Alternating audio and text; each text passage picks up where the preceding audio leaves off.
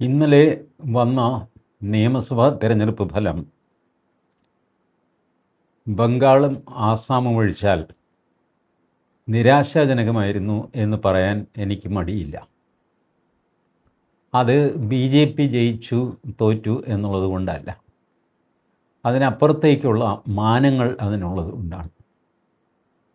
ബംഗാളിൽ 110 കിലോമീറ്റർ സ്ഥലം BSFന് ബംഗ്ലാദേശിൽ നിന്നുള്ള നുഴഞ്ഞുകയറ്റക്കാർക്കെതിരെ വേലി കെട്ടാൻ, ഫെൻസിങ് കെട്ടാൻ മമതാ ബാനർജി തടസ്സമുണ്ടാക്കിക്കൊണ്ടിരുന്നു. ഈ സ്ഥലം എപ്പോഴും സംസ്ഥാന സർക്കാരുകളുടെ കയ്യിലാണ്. അത് സറണ്ടർ ചെയ്താൽ മാത്രമേ കേന്ദ്ര സർക്കാരിന് അവിടെ പ്രവേശിക്കാനും ജോലികൾ ചെയ്യാനും പറ്റുള്ളൂ. ഇത് വലിയൊരു രാജ്യദ്രോഹ പ്രവർത്തനമായിട്ടാണ് ഞാൻ കണ്ടത്. ബാക്കി അവരവിടെ കാണിച്ചു കൂട്ടിയ അതിക്രമങ്ങൾ, പ്രശ്നങ്ങൾ, ഇതിനെയൊക്കെ ചൊല്ലിയാണ് ജനം അവരെ അധികാരത്തിൽ നിന്ന് ഇറക്കിയതെങ്കിലും എനിക്ക് പ്രൈം ഇമ്പോർട്ടൻസ് ആയിട്ട് തോന്നിയത് ഈ ഒരു പോയിൻ്റാണ്. ബംഗാൾ കേന്ദ്രം ഭരിക്കുന്ന BJPയുടെ കയ്യിൽ തന്നെ എത്തണമെന്ന്, എങ്കിൽ മാത്രമേ രാജ്യസുരക്ഷ, അതാണല്ലോ പ്രധാനം, ആ സുരക്ഷ ഉണ്ടെങ്കിൽ മാത്രമേ അതിനുള്ളിൽ പൗരന്മാർക്ക് സമാധാനമായിട്ട് ജീവിക്കാൻ പറ്റുള്ളൂ. So security of the country is fundamental. ഈ ഒരൊറ്റ കാര്യം കൊണ്ട് ബംഗാളിൽ BJP അധികാരത്തിൽ വരേണ്ടത് ആവശ്യമായിരുന്നു. അത് വരികയും ചെയ്തു. ഓവർവെൽമിങ് മെജോറിറ്റി അവിടെ കിട്ടി. മാത്രമല്ല, മമതാ ബാനർജി അവർ മത്സരിച്ച ഭവാനിപ്പൂരിൽ തോറ്റുപോവുകയും ചെയ്തു. തോറ്റ മമതാ ബാനർജി വെറുതെ ഇരിക്കില്ല, കച്ചറയും പ്രശ്നങ്ങളും അടിപിടിയൊക്കെ ഉണ്ടാക്കിക്കൊണ്ടിരിക്കും. നിയമസഭയ്ക്കുള്ളിലും അവർക്ക് അടിപിടി ഉണ്ടാക്കാനും മാത്രം ആൾക്കാരൊക്കെ ഉണ്ട്. 80-89 പേരുണ്ട്. അത് മതി, അലമ്പുണ്ടാക്കാൻ 4 പേര് മതിയല്ലോ എന്ന്. അപ്പോൾ അതൊക്കെ അവർ ചെയ്തുകൊണ്ടിരിക്കും. എന്നാലും രാജ്യം സുരക്ഷിതമായിരിക്കും എന്ന് ഞാൻ കരുതുന്നു. ഇതേ അവസ്ഥയാണ് ആസാമിൽ. ആസാമിലെ ഹിമന്ത ബിശ്വ ശർമ്മ, അദ്ദേഹം വളരെ ഔട്ട്സ്പോക്കനായ ഒരു മുഖ്യമന്ത്രിയാണ്. അദ്ദേഹം നേരത്തെ തന്നെ പറഞ്ഞിരുന്നു, തോറ്റുകൊണ്ടിരിക്കുന്ന ഒരു പ്രക്രിയയിലൂടെ ഞാൻ കടന്നു പോവുകയാണ്, തോൽവി മാറ്റി വയ്ക്കുന്നു എന്നല്ലാതെ എൻ്റെ ഈ വിജയങ്ങൾക്ക് വലിയ അർത്ഥമില്ല എന്ന് പറഞ്ഞു. ഇത്തവണയും അദ്ദേഹം ജയിച്ചു. പക്ഷേ അത് വേറൊരു തോൽവിയുടെ മുന്നോടി മാത്രമാണ് എന്ന് അദ്ദേഹം മനസ്സിലാക്കുന്നു. കാരണം ബംഗ്ലാദേശിൽ നിന്നുള്ള മുസ്ലിങ്ങളുടെ നുഴഞ്ഞുകയറ്റം അതിഭീകരമാണ് ആസാമിൽ. അവരെ തിരിച്ച് ബംഗ്ലാദേശിലേക്ക് ഓടിക്കുക എന്നൊക്കെ പറഞ്ഞാൽ ലക്ഷക്കണക്കിന് ആൾക്കാരെ എങ്ങനെ തള്ളി അപ്പുറത്തേക്ക് വിടുമോ എന്നാണ് അദ്ദേഹത്തിൻ്റെ ചോദ്യം. It's a big human issue. നമുക്ക് ബംഗ്ലാദേശികളെ തിരിച്ച് അടിച്ചോടിക്കുക എന്നൊക്കെ പറയാം. എത്ര പേരെ അടിച്ചോടിക്കും? 1-2 പേരൊക്കെയാണ് 2 അടി കൊടുത്തിട്ട് പോടാന്നൊക്കെ പറഞ്ഞ് ഓടിക്കാം. ഇതങ്ങനെയല്ല. ലക്ഷക്കണക്കായിട്ട് വന്നിട്ട് സ്വത്തും കയ്യേറി അവിടുത്തെ ഒറിജിനൽ മുസ്ലിങ്ങൾക്ക്, ആസാമിലെ ഒറിജിനൽ മുസ്ലിങ്ങൾക്ക് പോലും ഈ ബംഗ്ലാദേശി മുസ്ലിങ്ങളെ പേടിയാണ്. അവരെ കൊണ്ട് വിഷമിച്ചിരിക്കുകയാണ്. അവർ തമ്മിൽ സംഘർഷം നടക്കുകയാണ്. ഈ അവസ്ഥയിൽ അവരുടെ ജനസംഖ്യയും കൂടി വരുന്നു. അപ്പോൾ ഹിമന്ത ബിശ്വ ശർമ്മ പറഞ്ഞു, ഈ വാചകടിക്കുന്നതൊക്കെ കൊള്ളാം, തെരഞ്ഞെടുപ്പിൽ ജയിക്കുന്നത് കൊള്ളാം, ഇവൻച്വലി ഇവർ ആസാം കീഴടക്കാൻ പോവുകയാണ്. ആ കീഴടങ്ങുന്ന ഡേറ്റ് ഒന്ന് മാറ്റിവെക്കുന്ന ജോലിയിലാണ് ഞാൻ ഏർപ്പെട്ടിരിക്കുന്നത് എന്ന് മുഖ്യമന്ത്രി ഹിമന്ത ബിശ്വ ശർമ്മ തന്നെ പറയുന്നു. എന്നാലും അദ്ദേഹം ഒരു ബാറ്റിൽ ജയിച്ചല്ലോ എന്നോർത്ത് ഞാൻ ആശ്വസിക്കുന്നു. തമിഴ്നാട്ടിൽ സംഭവിച്ചത് നിങ്ങൾ നോക്കുക. പോക്കും ചാക്കാലുമില്ലാത്തൊരു സിനിമാക്കാരൻ ഒരു ബഹളം വയ്ക്കുന്നു, ആൾക്കാർ ഓടിക്കൂടുന്നു, അയാൾക്ക് ഭൂരിപക്ഷത്തിന് തൊട്ട് താഴെയുള്ള സീറ്റുകൾ തമിഴ്നാട്ടിൽ കിട്ടുന്നു. ഇതെന്തൊരു വോട്ടിങ്ങാണ് ജനങ്ങളുടെ! എങ്ങോട്ടാണ് തമിഴ്നാട്ടിലെ ജനങ്ങൾ പോകുന്നത്? അയാൾക്കൊരു സംഘടനാ ബലമില്ല, സംഘടനാ പാഠവുമുണ്ടോ ഇല്ലെന്ന് നമുക്കറിയില്ല. സിനിമയിൽ അഭിനയിച്ച് നടക്കുന്ന ഒരാൾ. MG രാമചന്ദ്രൻ അങ്ങനെ ചെയ്തില്ലെന്ന് ചോദിക്കും. അങ്ങനെ ചെയ്തില്ല. MG രാമചന്ദ്രൻ ദീർഘകാലം ഈ ദ്രാവിഡ മുന്നേറ്റ കഴകത്തിൻ്റെ കൂടെ ഉണ്ടായിരുന്നു. അത് പിളർത്തി അദ്ദേഹം പുറത്തു വരുമ്പോൾ തമിഴ്നാട്ടിലെ ഏകദേശം എല്ലാ ജില്ലാ കമ്മിറ്റികളും MGRൻ്റെ കൂടെയായിരുന്നു. ദീർഘകാലം അണ്ണാദുരൈയുടെ കീഴിൽ രാഷ്ട്രീയം കൈകാര്യം ചെയ്ത് പഠിച്ച ആളാണ് MGR. അല്ലാതെ ഒരു സിനിമ കാണിച്ച് ആൾക്കാരെ മയക്കിയ ആളല്ല. സിനിമ അദ്ദേഹത്തിന് ആഡഡ് അഡ്വാൻറ്റേജ് നൽകി എന്നുള്ളത് സത്യം. ആ MG രാമചന്ദ്രൻ്റെ കൂടെ ട്രെയിനിങ് കിട്ടിയ ആളായിരുന്നു ജയലളിത. അപ്പോൾ MGR മരിച്ചപ്പോൾ ജയലളിതയ്ക്ക് അനായാസം ഇത് കൈകാര്യം ചെയ്യാൻ പറ്റി. വലിയൊരു സംസ്ഥാനമാണ് തമിഴ്നാട്. കേരളം പോലെ ചെറുതൊന്നുമല്ല. ഒരുപാട് പ്രശ്നങ്ങൾ, വലിയ ഭൂവിഭാഗം, കൃഷി, വ്യവസായം, ഇതൊക്കെയായിട്ട് വലിയൊരു സ്റ്റേറ്റ്.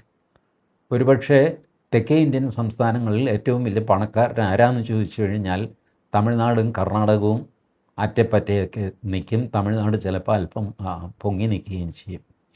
അങ്ങനെ ഉള്ള ഒരു സംസ്ഥാനം വെറുതെ ഒരു സിനിമാ നടനെ ഏൽപ്പിക്കാൻ നാട്ടുകാരെല്ലാം കൂടെ തീരുമാനിച്ചു എന്ന് പറഞ്ഞാൽ എന്താ അവസ്ഥ? കേരളത്തിൽ അതിലും ദയനീയമായ അവസ്ഥയാണ്. കേരളത്തിന് ഒരു തേർഡ് ഓൾട്ടർനേറ്റീവ് ഉണ്ടായിട്ട് പോലും അവർ പിണറായി വിജയനിൽ നിന്ന് രക്ഷ നേടാനായിട്ട് പഴയ UDF തന്നെ ആശ്രയിച്ചു. നേരത്തെ മുതൽ എത്രയോ വർഷങ്ങളായിട്ട് കേരളത്തിലുള്ള കളിയാണല്ലോ UDF LDF ഇത് മാറി മാറി ഭരിക്കുക. 21 ശരി, ജനങ്ങൾ പിണറായി വിജയന് തന്നെ രണ്ടാം ചാൻസ് കൊടുക്കാമെന്ന് പറഞ്ഞു. കൊടുത്തതേ കൊടുത്തു. പിന്നെ കിടക്കപ്പുറതി ഉണ്ടായിട്ടില്ല. അഴിമതി, സ്വജനപക്ഷപാതം, ധാർഷ്ട്യം, എന്തിന് വഴി നടക്കാൻ സമ്മതിക്കില്ല. രക്ഷാപ്രവർത്തനം കാരണം നമ്മൾ ഒരു അരികു പറ്റി നടന്നു പോകാമെന്ന് വിചാരിച്ചു കഴിഞ്ഞാൽ നമ്മെ പിടിച്ച് രക്ഷിക്കാനായിട്ട് DYFIക്കാരനെടുത്ത് ചാടും. അവൻ്റെ തല്ലുകൊണ്ട് പിന്നെ ആ തല്ലിൻ്റെ പേരിൽ നമ്മുടെ കേസും വരും. വധശ്രമം, നമ്മൾ കൊല്ലാൻ പോയപ്പോൾ അവൻ തടുത്തതാണ് എന്ന് പറഞ്ഞ് കേസ് വരും. ഇങ്ങനത്തെ വലിയൊരു വ്യവഹാരിയായിരുന്നു ഈ പിണറായി വിജയൻ. കേസ് എന്ന് പറഞ്ഞാൽ പുള്ളിക്ക് ലഹരിയാണ്. എത്ര കേസുകളാണ് സുപ്രീം കോടതി വരെ പോയിട്ട് തോറ്റു. വക്കീലന്മാർക്ക് കൊയ്ത്തുകാലം. ലക്ഷക്കണക്കിന് രൂപയിലായിരുന്നു. എത്ര വക്കീൽ വേണം ഇതൊക്കെ കേസൊക്കെ വാദിക്കണമെങ്കിൽ. അപ്പോൾ കേസ് വാദിക്കാനായിട്ട് ശമ്പളം കൊടുത്ത് നിർത്തിയിരിക്കുന്ന വക്കീലന്മാർ വേറെയുണ്ട്. അഡ്വക്കേറ്റ് ജനറൽ ഗോപാലകൃഷ്ണക്കുറുപ്പുണ്ട്. ഗോപാലകൃഷ്ണക്കുറുപ്പല്ല സുപ്രീം കോടതിയിൽ വാദിക്കുന്നത്, അതിന് വേറെ വക്കീലിനെ വയ്ക്കും. കേരള ഹൈക്കോടതിയിലും പ്രധാനപ്പെട്ട കേസുകൾ ഗോപാലകൃഷ്ണക്കുറുപ്പ് വാദിക്കുകയില്ല, അതിന് ഡൽഹിയിൽ നിന്ന് വക്കീലിനെ കൊണ്ടുവരും. ഇങ്ങനെ വക്കീലന്മാരെ കാശ് തീറ്റിച്ച് ഈ പഴയ കാർന്നവന്മാരുണ്ടായിരുന്നല്ലോ, രാവിലെ കേസ് എടുത്തിട്ട് കോടതിയിലേക്ക് പുറപ്പെടുന്നു. കേസോട് കേസാണ്. അങ്ങനെയുള്ള ഒരു സ്വഭാവക്കാരൻ. അതുപോലെ എന്ത് ചെയ്ത് പുള്ളിയെ കരിങ്കൊടി കാണിച്ചു കഴിഞ്ഞാൽ വധശ്രമത്തിന് കേസെടുക്കും.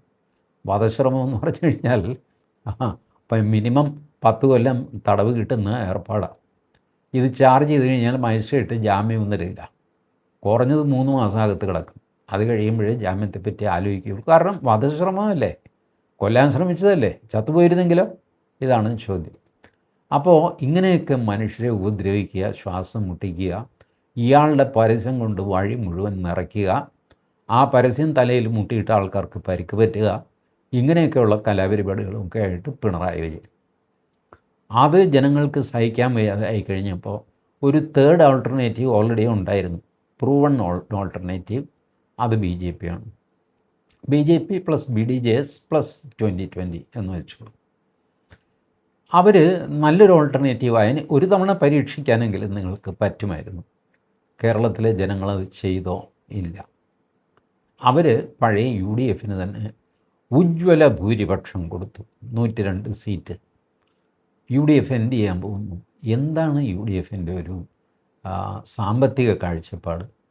നമുക്ക് കേരളത്തിൻ്റെ കടം നമ്മൾ മൂക്കോളം മുങ്ങി നിൽക്കുക, മൂക്കോളം. UDFൻ്റെ സൊല്യൂഷൻ എന്താ? UDF അധികാരത്തിൽ വന്നിട്ട് ചെയ്യാൻ പോകുന്നത് എന്താ? പിണറായി വിജയൻ ചെയ്ത അതേ കാര്യം. കേന്ദ്രം തന്നില്ല.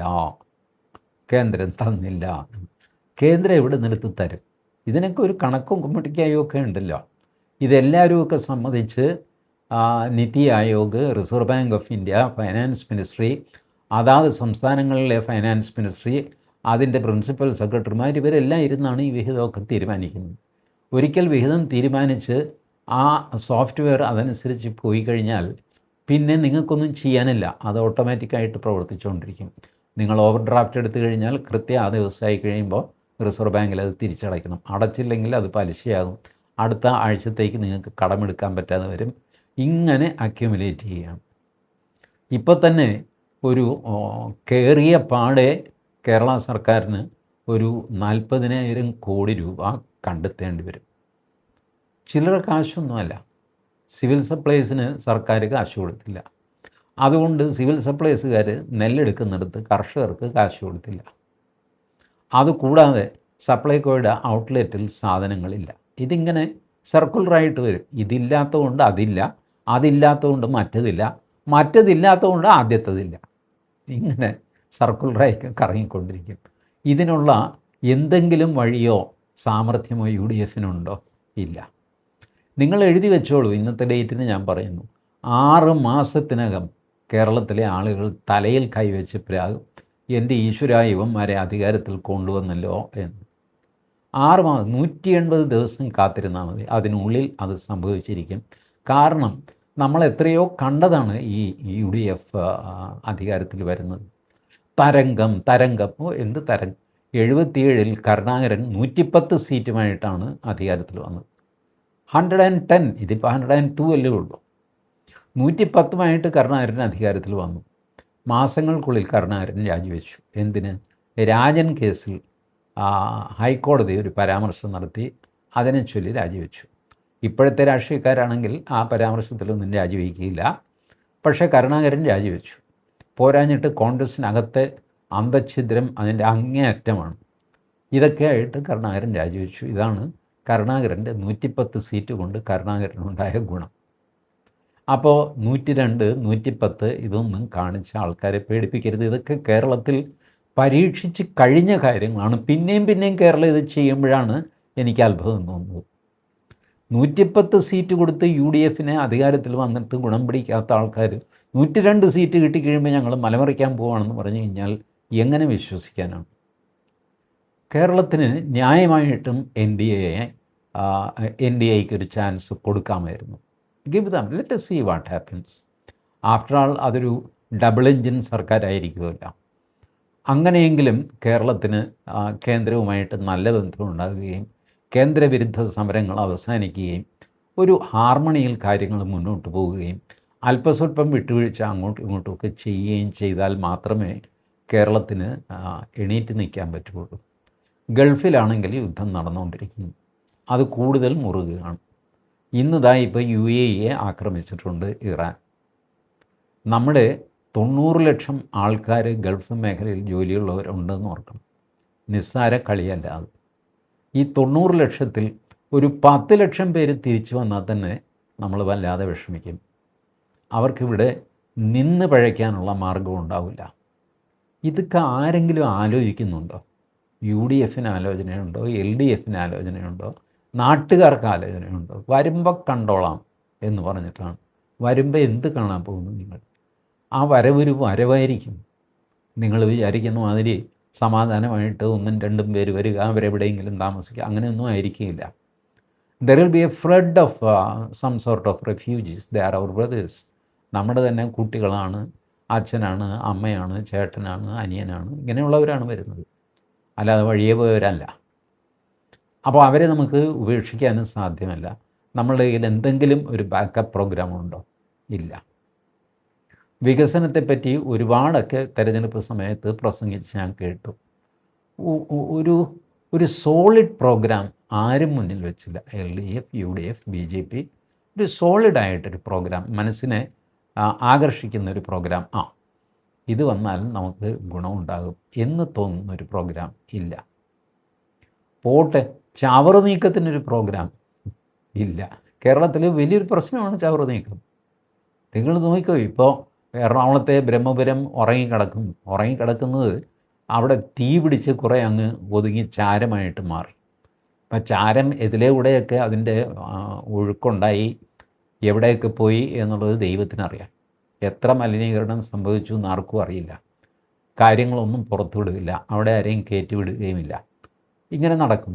ഇത് ഒരു സിറ്റിയുടെ ചവർ നീക്കത്തിൻ്റെ കാര്യമാണ് ഞാനീ പറയുന്നത്. എല്ലാ സിറ്റികളിലും ഈ പ്രശ്നമുണ്ട്. അതിനുള്ള ഒരു പരിഹാരമെങ്കിലും, അതപ്പോൾ പറയും അത് കോർപ്പറേഷൻ ചെയ്യേണ്ടതാണ്. ശരി, കോർപ്പറേഷൻ ചെയ്യേണ്ടതാണെങ്കിൽ കോർപ്പറേഷനുമായിട്ട് ആലോചിച്ചൊരു പരിഹാരം നിർദ്ദേശിക്കേണ്ടേ? അതുമില്ല. ചുരുക്കി പറഞ്ഞാൽ എന്നെയും നിങ്ങളെയും പോലുള്ള സാധാരണക്കാരുടെ പ്രശ്നങ്ങൾ അഡ്രസ്സ് ചെയ്യാനുള്ള ഒരു പദ്ധതിയും ഇപ്പോൾ അധികാരത്തിൽ വന്ന യു ഡി എഫ് ഗവൺമെൻറ്റിന്, വരാൻ പോകുന്ന യു ഡി എഫ് ഗവൺമെൻറ്റിന് ഇല്ല. എൽ ഡി എഫിനും അതുണ്ടായിരുന്നില്ല. കുറച്ചെങ്കിലും അതുണ്ടാകും എന്ന പ്രതീക്ഷ ബി ജെ പിയിലായിരുന്നു. ജനങ്ങൾക്ക് അവരെ വേണ്ടതാൻ. 3 സീറ്റ് കിട്ടിയത് ഞാൻ ചെറുതാക്കി കാണിക്കുകയല്ല. 3 സീറ്റ് ബി ജെ പിയെ സംബന്ധിച്ചിടത്തോളം എത്രയോ വർഷമായിട്ട് പയറ്റിക്കൊണ്ടിരിക്കുന്നതാണ്. എൻ്റെ ആദ്യത്തെ ഈ ഭാരതീയ ജനസംഘമായിരുന്നു അന്ന്. അതിൻ്റെ ഓർമ്മ, ഭാരതീയ ജനസംഘത്തിൻ്റെ ഒരു സ്ഥാനാർത്ഥി പഞ്ചായത്ത് തിരഞ്ഞെടുപ്പിൽ മത്സരിച്ചു, തോറ്റുപോയി കേട്ടോ. എന്തോ 30 വോട്ടോ മറ്റോ കിട്ടി. അത് കഴിഞ്ഞ് 1967 അപ്പോൾ ഞാൻ ഇച്ചിരി കൂടെ വലുതായി. അപ്പം ഞങ്ങളെല്ലാം കൂടെ ഓടിപ്പാഞ്ഞ് പിടിച്ച് അവിടുത്തെ ഒരു മാന്യനെ പിടിച്ച് കുളത്തിച്ചടിച്ച് ചേട്ടൻ തന്നെ സ്ഥാനാർത്ഥിയാവും. അതിന് കാര്യം എന്താണെന്ന് വെച്ചാൽ പുള്ളിയുടെ ഒരു 10 കാശുണ്ട്, ചെറിയ മുതലാളിയാണ്. അപ്പം ബാക്കിയുള്ളവർക്കാർക്കും ഇതിനുള്ള പാങ്ങില്ല. ഒടുവിൽ ആ ചേട്ടൻ സമ്മതിച്ചു. പുള്ളിയെ അരൂർ നിയോജകമണ്ഡലത്തിൽ നിർത്തി മത്സരിപ്പിച്ച് 353 വോട്ട് കിട്ടി. ഈ അവസ്ഥ ഭാരതീയ ജനസംഘം, പിന്നീട് ബി ജെ പി, ഇതൊക്കെ കണ്ടവനാണ് ഞാൻ. ആ അനുഭവം വെച്ച് ഞാൻ നിങ്ങളോട് പറയുകയാണ്, ഈ 3 സീറ്റ് ചെറിയ കാര്യമൊന്നുമല്ല. ബി ജെ പിക്ക് വലിയൊരു വിജയമാണ്. ഒന്നുമില്ലാത്തവന് 3 സീറ്റ് എന്ന് പറഞ്ഞാൽ വലിയ കാര്യമല്ല. ബട്ട് ഒരു ലാർജർ പിക്ചറിൽ നമ്മൾ നോക്കുമ്പോൾ ഈ 3 സീറ്റ് കൊണ്ട് എന്ത് ചെയ്യാനാണ്? ഒന്നും ചെയ്യാനില്ല. ഇതൊരു തുടക്കമാണ്. അടുത്ത തെരഞ്ഞെടുപ്പിൽ ഞങ്ങൾ മറിക്കുമായിരിക്കും, ഇല്ലെന്നൊന്നും ഞാൻ പറയില്ല. മറിക്കട്ടെ എന്ന് തന്നെയാണ് ഞാനും ആശംസിക്കുന്നത്. ബട്ട് ആസ് ഓഫ് നൗ ഈ 3 സീറ്റും വെച്ചിട്ട് ഒന്നും ചെയ്യാൻ സാധ്യമല്ല. ഈ വെടി, പടക്കം, ലഡു വിതരണം, സ്വീറ്റ്സ് വിതരണം, ആഘോഷം, ഇതൊക്കെ ഒരാഴ്ച കഴിയുമ്പോൾ തീരും. പിന്നെയും സൂര്യൻ കിഴക്കുതിക്കും, കാക്ക പറക്കും, ജനന മരണങ്ങൾ സംഭവിച്ചുകൊണ്ടിരിക്കും. ജനജീവിതം അനുസ്യൂതം, അനായാസം മുന്നോട്ട് പോകാനുള്ള കാര്യങ്ങൾ ഒരു സർക്കാരിന് ചെയ്യാൻ പറ്റുമോ എന്നുള്ളതാണ് ചോദ്യം. അത് ഇല്ല എന്നാണ് അതിനുള്ള ഉത്തരം. മലയാളികളായ നമ്മൾക്ക് സന്തോഷിക്കാൻ ഇതിനകത്ത് ഒന്നും ഞാൻ കാണുന്നില്ല. രാഷ്ട്രീയ പ്രവർത്തകർക്ക് താൽക്കാലിക സന്തോഷം 1-2 ദിവസം, തോറ്റുപോയവനെ കാണുമ്പോൾ ജയിച്ചവന് വേണമെങ്കിലൊന്ന് മീശ വിരിച്ച് കാണിക്കാം. ഇതിൽ കവിഞ്ഞ കൗതുകങ്ങൾ അതുപോലും ഒരാഴ്ചയ്ക്കുള്ളിൽ തീരും.